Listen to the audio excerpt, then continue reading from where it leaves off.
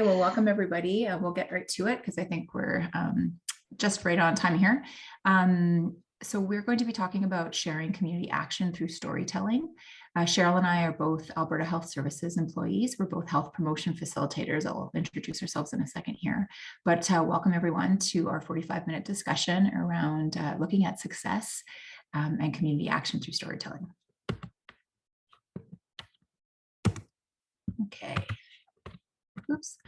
So we're going to quickly look at storytelling as a tool to engage our audience, as a tool to do research, as a tool to explore our successes and actions and share all of our learnings. We're going to do a brief overview of the Alberta Healthy Communities Approach, which is a community development approach that Cheryl will explain a little bit further. And we're also going to learn how teams across Alberta are building healthier communities. So we're really glad everybody's here. I see that there's 25 people in attendance. I know that some of you shared a little bit in the previous introduction where you're from, and it's really I would really love to get to know everyone in here a little bit better and find out what is going on. But what I was going to ask you all to do, just as we're introducing ourselves, on the next slide, we're going to talk a little bit about why is it important to share stories and what are the benefits of storytelling? So as we're just introducing ourselves quickly, can you just think about that, and maybe you can pop it into the chat, and then I'll ask a few of you guys to share. So again, my name's Beverly. I am a health promotion facilitator. I am based out of Edmonton. I am currently working with the communities of Millet, Thorsby, and New Sarepta. And Cheryl's going to tell you guys a little bit more about what we do. So I'm just going to introduce Cheryl. Hi, thanks so much, Bev. So welcome, everyone. As Bev mentioned, we're part of a provincial team with Alberta Health Services, Alberta Healthy Communities Initiative, and I'm located in Grande Prairie. And I serve the communities working with rural communities in our initiative, and I'm working with the communities of Sexsmith and Valley View and Wembley, which are just within close proximity to the Grande Prairie area. A little bit about the Alberta Healthy Communities Initiative. So just as you're kind of getting to pop some things in the chat and tell us a little bit more about storytelling. We think about some of the benefits that we have with storytelling. And one of the things that we really wanted to capture were the successes that were happening within communities as they were working through the Alberta Healthy Communities Initiative. So just a few thoughts on that were, how could we capture what's happening in communities in a meaningful way, not only to share learnings, but also to celebrate their successes.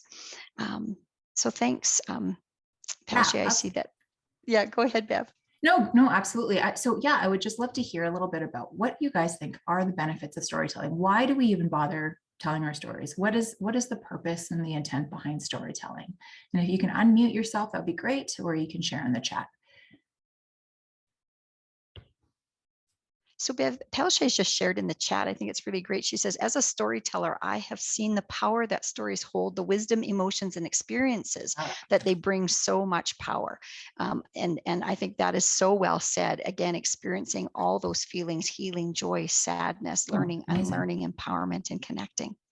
Yeah, absolutely. That's gorgeous. Yeah, I love that. And Samantha, building relationships, absolutely. And thinking about the way in which we can share knowledge and wisdom and experiences with others. Some great ideas coming in the chat. Thank you all so much. These are some great things. A great tool for building empathy and understanding. Absolutely, Joy. Yeah. And people are open to stories.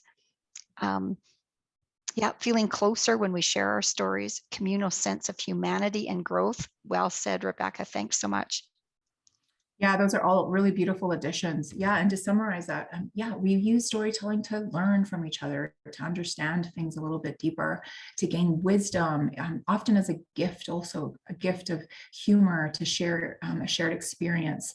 There's a lot of impact in storytelling. We use them to engage, to explore, to educate, to find meaning, to inspire others, of course, to build empathy and to connect with humanity, really. So, what is storytelling? We know that it's an ancient art form. It's been around for years and years. It's very accessible. It's not only oral, the oral written word. We also hear it. We tell people we're in passing, people in the streets when we're chatting with people in elevators, anywhere. It's often used to educate and inform. It's very interactive, so it always requires a bit of an audience and of course, a storyteller. It's a communication and engagement tool.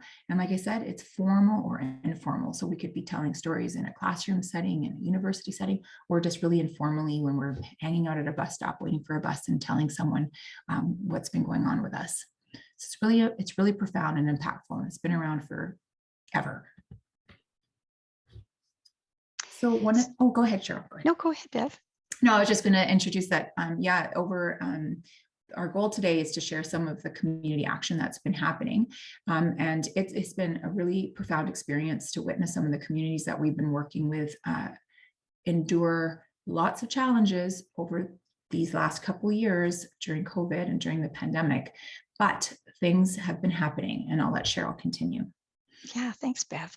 So one of the things that we just have really been reflecting upon in terms of our work in community development in the Healthy Communities approach that we'll just chat a little bit more about was that we were really seeing, even during this very challenging time over the last couple of years, is that there was a lot of great stuff happening in communities. And these are just images and just kind of snapshots of some of the successful community actions that actually were taking place in our communities. And so we really started to think about, well, how can we capture this in a really meaningful way? I mean, pictures are worth 1,000 words, but again, how do we tell the story of what communities have been doing over the course of the last couple of years, and a variety of communities that we're working with?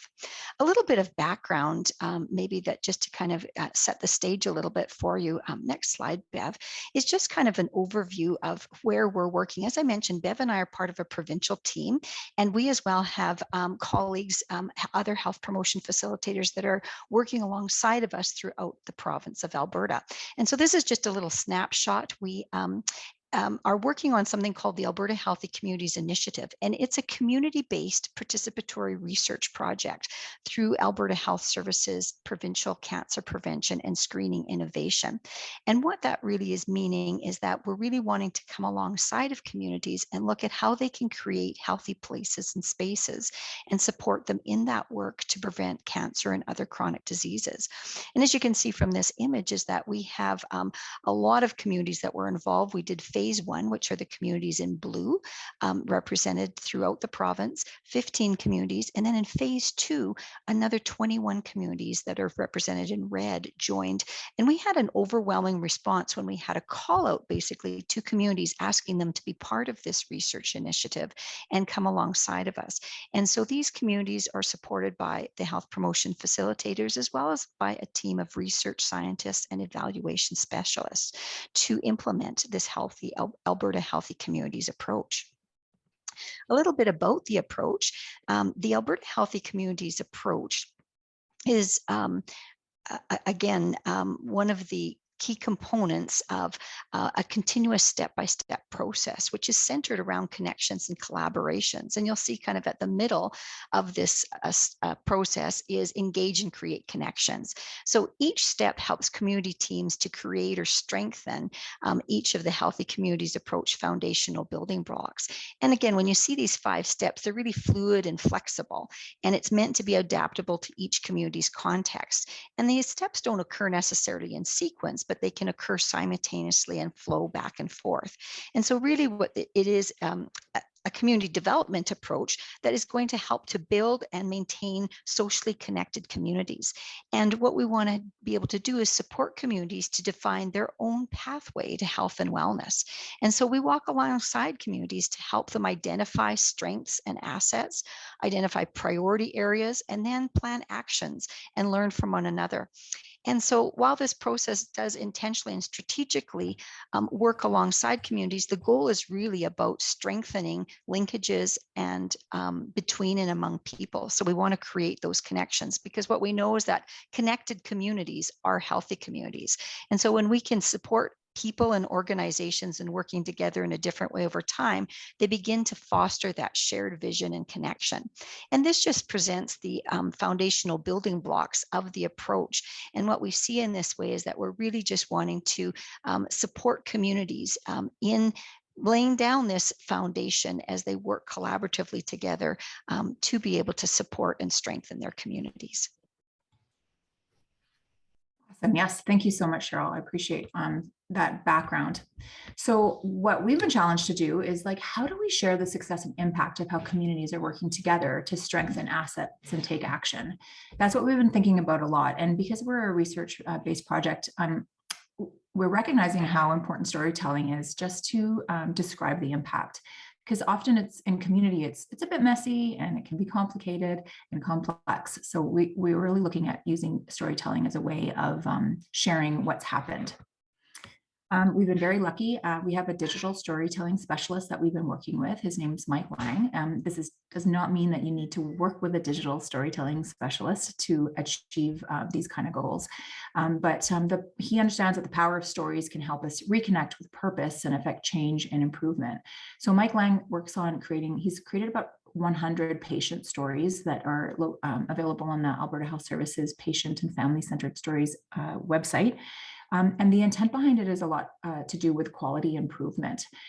He is also a researcher, he's a film director, and he calls himself a social entrepreneur. And so he's really guided us through this whole process of how to tell a really meaningful story in a short period of time. So he uses the tool, the digital storytelling, as his means to get the story out. Digital stories use I have a spelling mistake there, multimedia. So there's applications, video, photography, music, and art to bring the written word to life. So again, these stories are typically 2 to 4 minutes. There's a beginning and a middle and an end, and it really captures highlights of the story. Typically, when one works with Mike, and I'll let Cheryl describe it because she has done a story with him already, that an idea sparked. So for us, it was just, we want to tell how the foundational building blocks and how the Alberta Healthy Community Approach what it looks like in communities, and to highlight their success. And so we then, hone in on some of the key, aha moments. Then typically Mike helps create a storyboard or a script, just so images throughout the process are captured, and then a script is written. So it's really clear and there's very common language. It's easy to understand. And then of course there's an editing process and a sharing it out. So Cheryl, I'm going to let you describe a little bit about how your video came together before we share it. Great, thanks, Bev.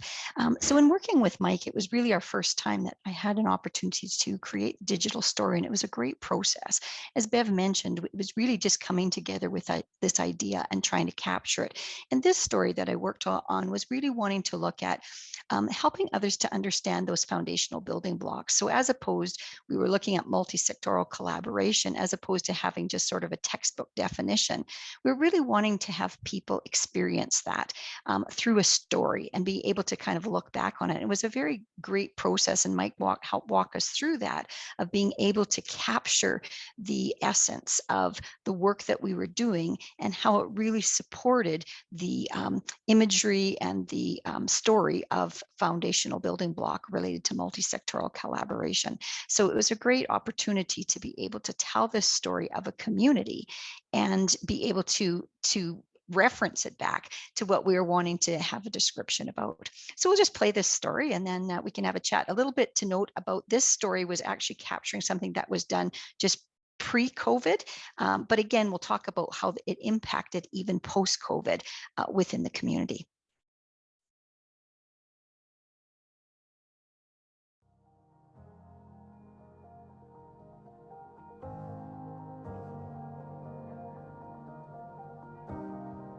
I moved to Grand Prairie to work as a community health nutritionist. At the time, there were cutbacks, so in order to make the position full-time, 3 organizations came together to support the position. I didn't realize it then, but that was my first experience with multi-sector collaboration. Working in the community over the past 30 years, supporting new mothers, early childhood educators, teachers, college students, community groups, and organizations, I realized how important environments and community are for creating a healthy lifestyle. After several family and friends faced a cancer diagnosis, I wanted to bring my understanding of healthy communities to this health challenge. I was excited when I was hired to be part of a new initiative focused on creating healthy places and spaces to reduce the incidence of cancer and chronic diseases. One of the first communities I worked with was Spirit River. The newly formed team was reviewing the recently collected community assessment data to look at next steps. We were still getting to know each other. Everyone was listening and engaged, but a little tentative, unsure of where things would go. Towards the end of the 1.5-hour meeting, someone mentioned that Winter Walk Day was coming up in a couple of weeks. The recreation manager said, "I tried to do something for Winter Walk Day last year, and the only person who came was the guy from the newspaper. But we could try it again if some people are interested." Another member of the group chimed in saying, "Maybe we could get more people out if we made it more of an event." All of a sudden, the ideas started flying. Someone suggested shutting down a portion of Main Street. A town councillor volunteered to get in touch with Public Works to set up barricades and connect with the fire department and RCMP. A mom working in early childhood education had glow sticks and volunteered to do glow lanterns as a craft with kids. A senior who was the family liaison from the local seniors lodge suggested the bank as a coffee and warming station. A town employee offered a popcorn machine and bonfire pit. The county community development representative offered flashlight keychains for participants. The local librarian also headed up the Girl Guides and offered for them to be volunteers. The scout leader offered to organize street hockey, and the family and community support services director said she had hockey nets and equipment. A community fitness instructor volunteered her sound system and music. In 15 minutes, the entire event, Glow Walk, was planned. And in those few minutes, we all understood the power of multi-sector collaboration. It was exciting to see everyone pitching in to get things set up, but there was also an air of apprehension. Would people show up in -20 weather? Remarkably, 100 community members came out. It was great to experience the enthusiasm of the community, and it was the start of many productive collaborations with everyone working together towards a shared vision and mission for the well-being of their community. Glow Walk has become an annual event and inspired other communities to do something similar. In the 4 years since then, I have seen lots of examples in my work as a health promotion facilitator of the usual and unusual suspects bringing their gifts, talents, and resources to the table.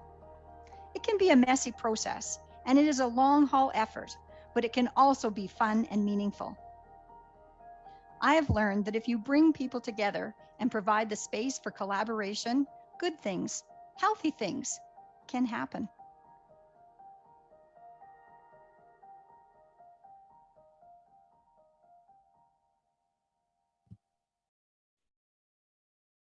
Cheryl, what I'm thinking, because we're a little strapped for time, is I'm going to share the other millet story right now, so everyone can see too, and then we can reflect on some of on both of them if we've got a little bit of time. Would that be okay?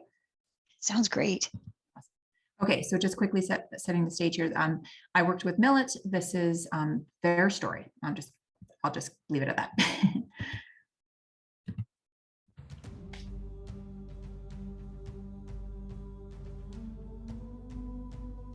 I clearly remember my first healthy community meeting in Millet.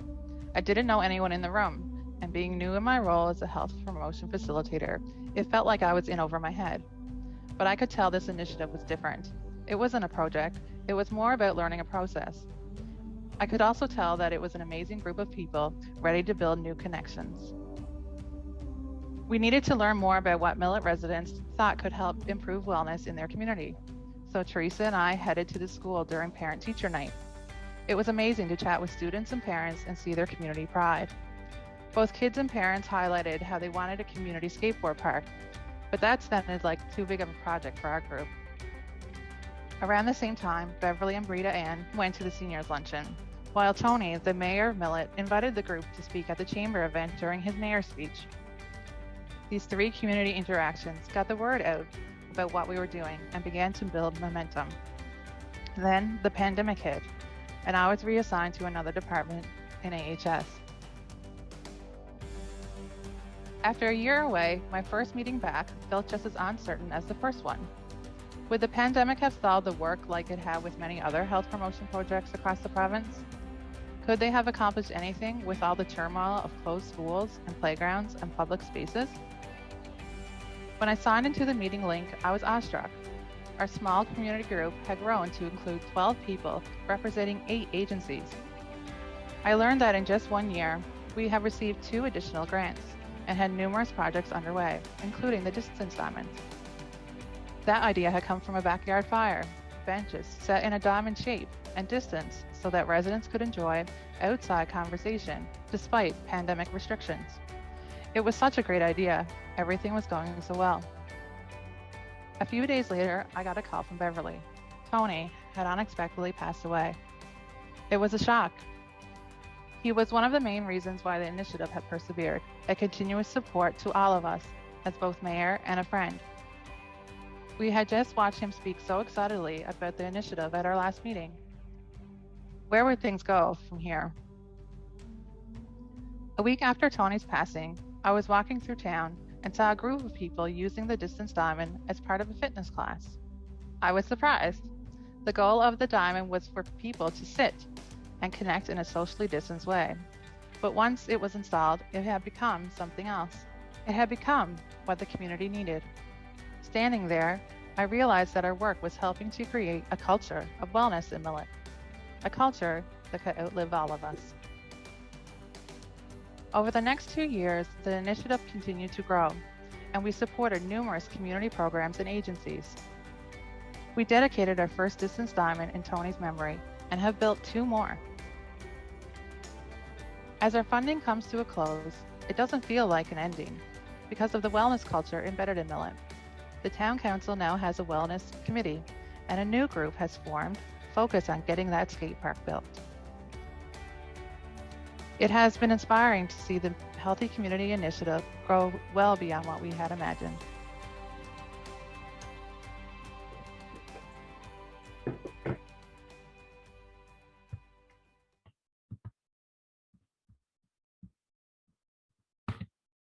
Awesome. Thank you, guys. So one of the things that we've done with these stories is we are, as we wanted to use them as a tool, the questions that we're asking after you see them is like, what is one thing that stood out for you? So both of these, I'm so sorry, I was thinking that we were finishing at 10:45. That's why I was rushing it here. But it still goes, what is something that stood out for you when you saw these videos? So what resonated with you? And if it would be great if you could share about Cheryl's story or about Catherine's story. If anyone would like to unmute and just share, like, what stood out? What was it that you noticed the most that made that story impactful for you?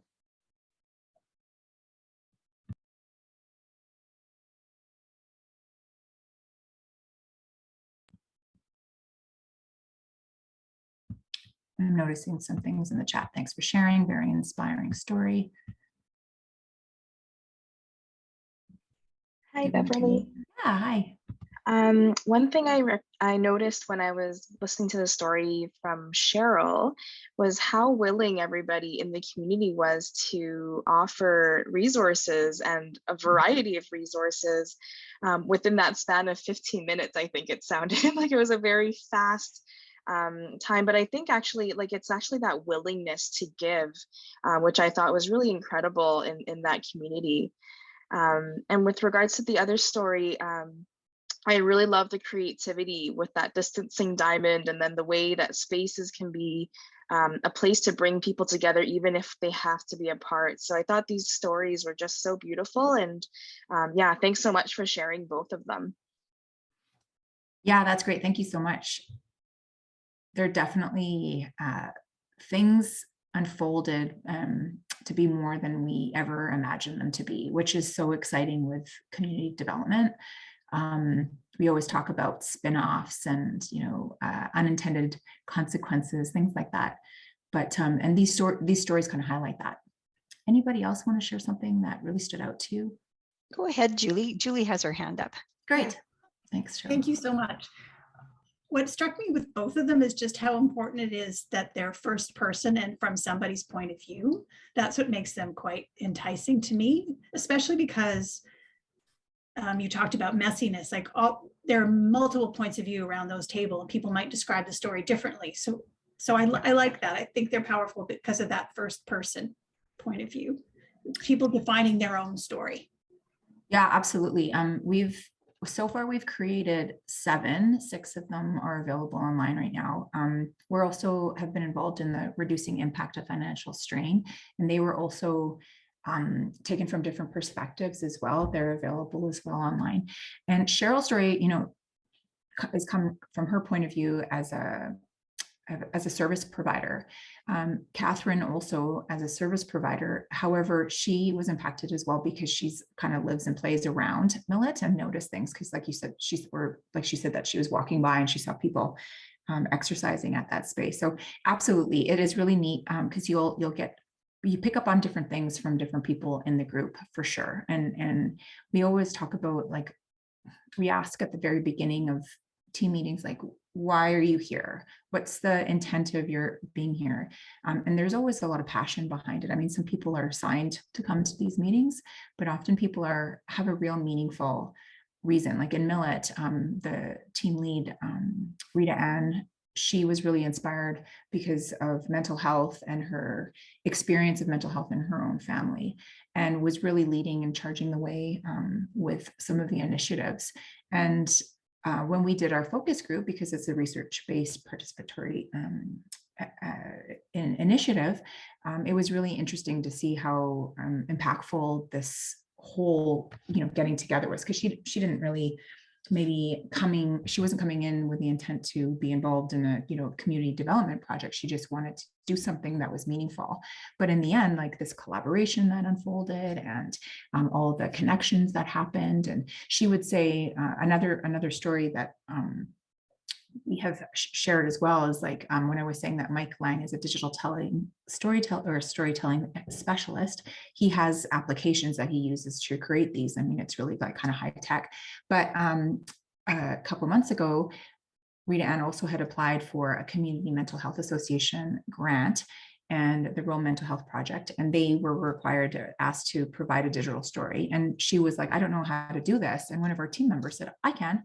So she just used Movie Maker, and with the videos that had been taken on Facebook and from people's computers and on their phones, she pulled together a 3-minute video telling the story from their point of view. So yeah, I love that. Thank you for sharing that. Anybody else want to share something that stood out to them? Aspen just shared in the chat, Bev, and had just said that I love that after the pandemic, the community group had grown. I think that was really powerful as well.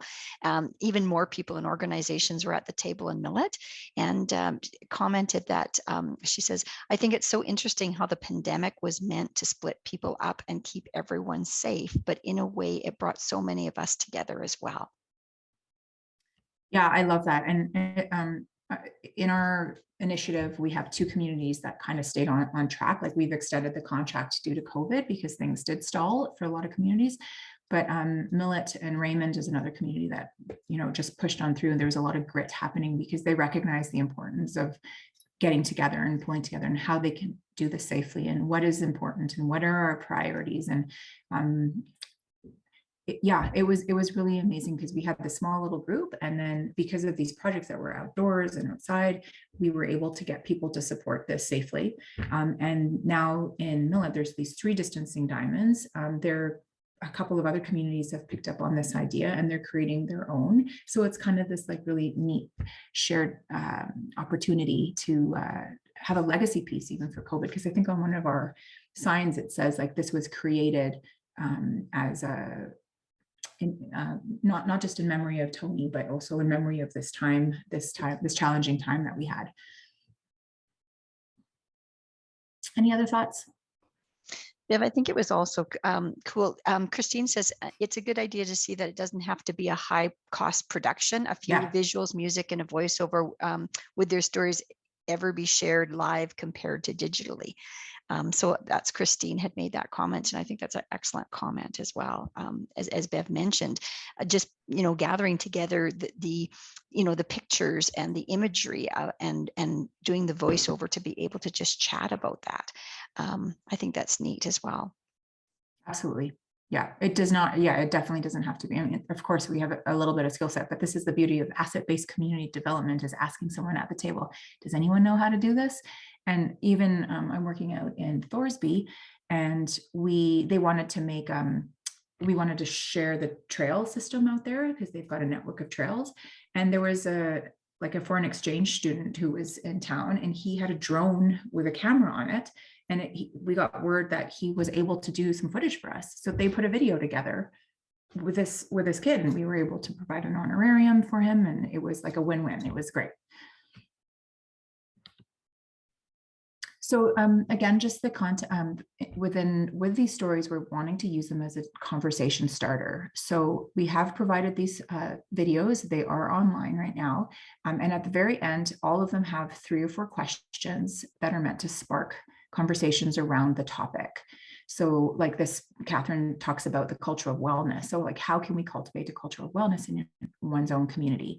Some of the other stories are about planning, action planning. So if you're in that step of action planning, maybe you can see the video and then ask those questions after, like, what can we include in our action plan? What did they do? How can we impact this? So they're really meant as a opportunity to talk more and to dig in deeper into those topics. As I said, we have posted these on the Alberta Healthy Communities Hub under digital stories. And the intent again behind them is we really wanted to celebrate achievements and also express our gratitude for all the participation that people have offered, because everyone offers things in different ways. We talk a lot about active members and connected members, and there's people that offer access to photocopiers, and there's sometimes people that offer to build a distancing diamond, or in Cheryl's case, the recreation manager organizes a hockey tournament. Every single person contributes in certain ways. So when we do these, when we share back these stories, it's so great to reflect on all of the pieces and parts that have been put together to make it happen. Our intent really is to honor the work that's being done, and also inspire and encourage others to keep on going. Because sometimes we when we're in the trenches and just focused on the tasks that needed to be done, when we kind of rise up and look back and see all the things that we've done, it's really been impactful. We just also wanted to share that there are ways of sharing your own story. So as you guys know, there might be people out there in the audience right now that knows how to do this on their own, but we just really want to reflect that it's important to capture your stories along the way. Taking pictures from the start is really, really important. I mean, at the very, when sometimes it doesn't mean anything when you go to an event and you take a picture of like the poster boards, if you saw them there, of the skateboard park, for example. We had to dig that one out because someone had taken it and sent it to me because I wasn't able to attend that day. And then they said, hey, do you remember that picture that was taken? Because they had deleted it. It didn't mean anything to them. And I was like, oh, actually, I did. And so we were able to share it back, and it became a really important piece of that story. So like, what were people trying to achieve? What was the plan? How did you make it happen? And what are the outcomes? This is just a very basic outline of how you can share your own story.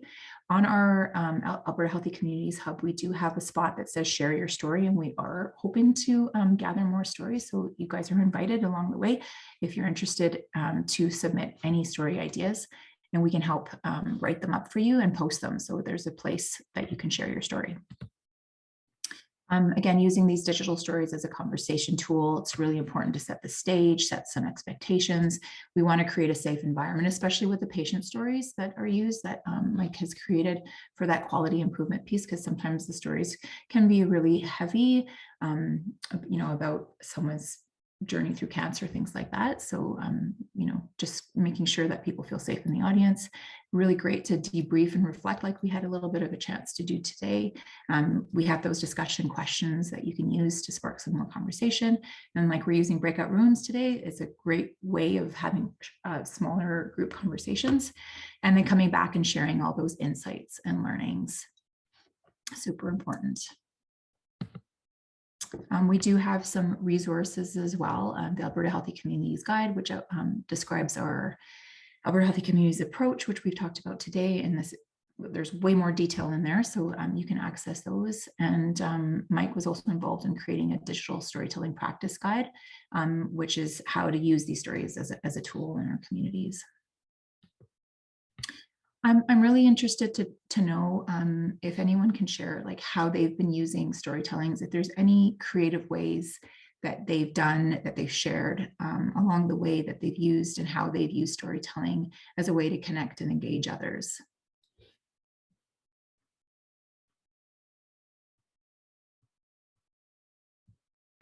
Hi, I would love to talk about that. My name's Hannah.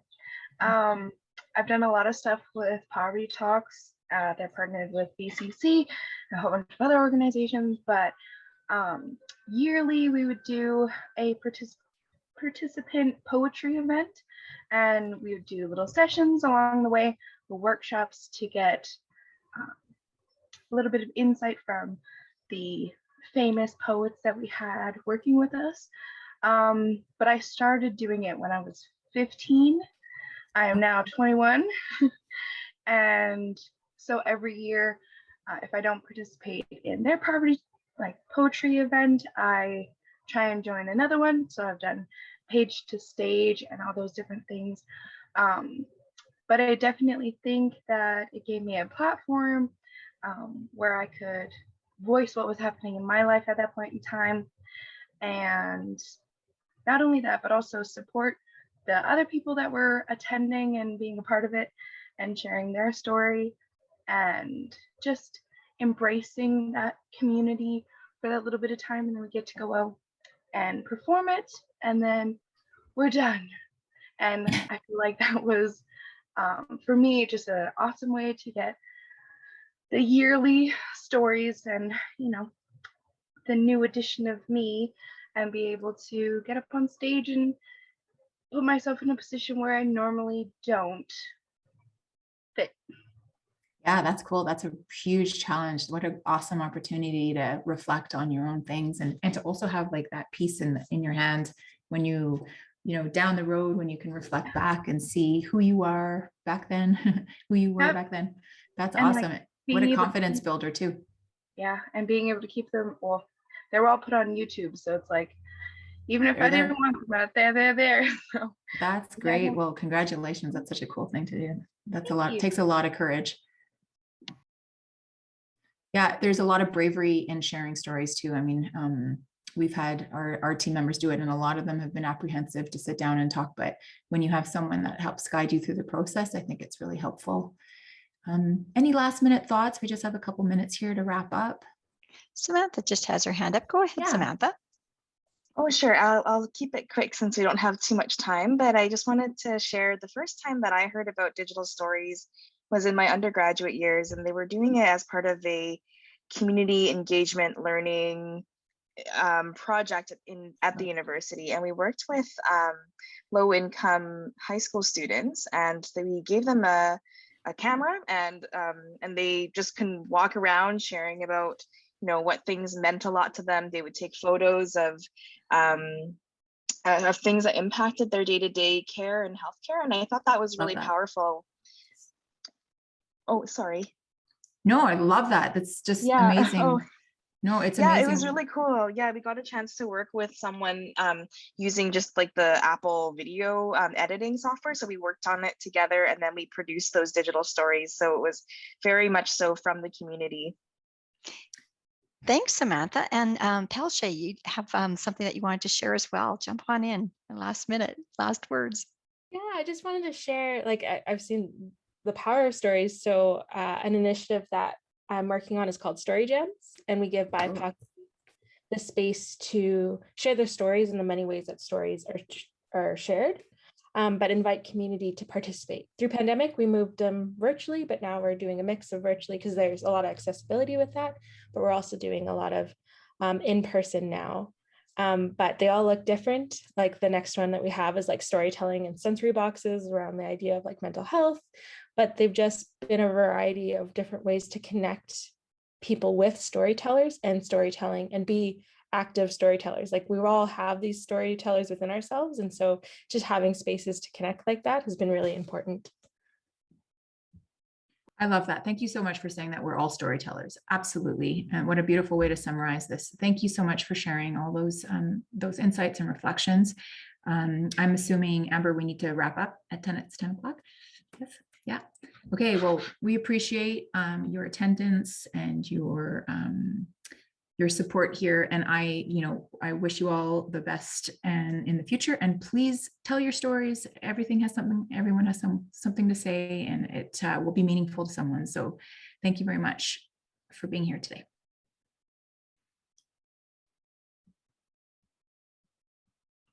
Enjoy the rest of the morning.